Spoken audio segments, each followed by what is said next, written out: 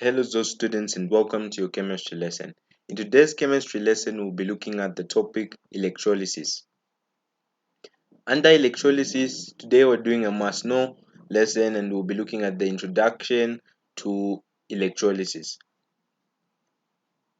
Therefore, we'll be defining electrolysis and knowing its definition. Electrolysis is simply the decomposition of an electrolyte by passing a current through that electrolyte. This process will usually yield to two kinds of ions: the positive ions present in that electrolyte and the negative ions present in that electrolyte. Now, there's a fact that you should always remember. Electrolytes will either be molten or aqueous. They will never be solid substances. This is because solid substances don't contain ionic parts, unlike molten and aqueous states where the ions will be free to move. For solids, the ions rarely move as they will be bonded to each other. Now, how is electrolysis set up, or what's the basic arrangement of electrolysis?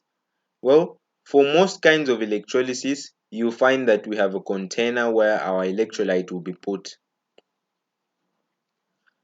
After the electrolyte is put into the container, usually we will have electrodes that are introducing a current into this electrolyte. Electrodes will be usually connected to a source of direct current, and for most experiments, batteries are used to carry out electrolysis.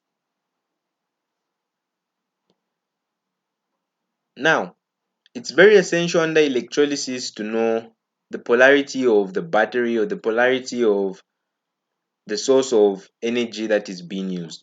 In this case, it's very easy to know which one is our positive part. The longer dashes show us which part is positive, while the shorter dashes show us which one is negative.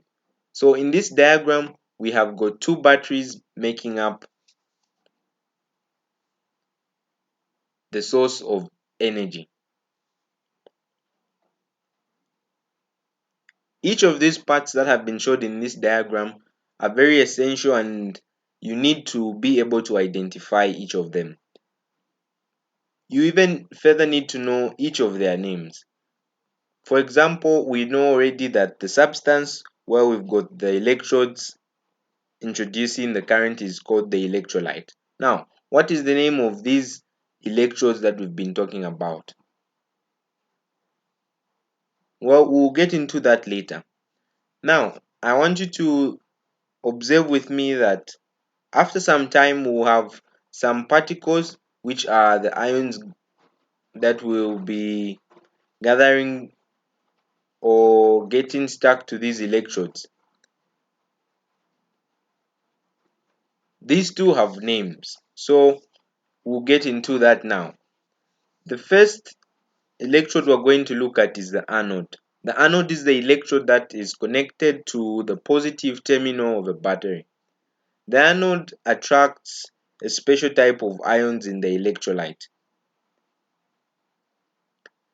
Later, I'll tell you how we can easily remember those ions that are attracted to the anode. The other electrode that's left here is the cathode. The cathode is the electrode that's connected to the negative terminal of the battery. Now, with that said and done, I'm sure now let's look at these ions. The first ions we're going to look at are the anions. If you can remember, anions are just simply negatively charged particles.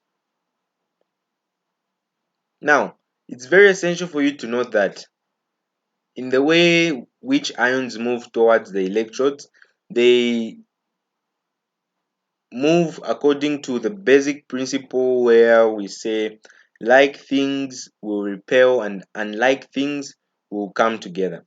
So even here under electrolysis, you find that the negative ions will go towards the positive electrode. You should always note that the electrode which is connected to the positive terminal is called the anode, because it attracts an ions. The name anode comes from this fact of the electrode attracting negative ions. The other electrode left can be guessed. These ions on the cathode are the cations, which are simply positive ions. With that said and done, you have the basics that are required for you to understand other other lessons under electrolysis. Thanks for watching till the end and look out for more amazing content.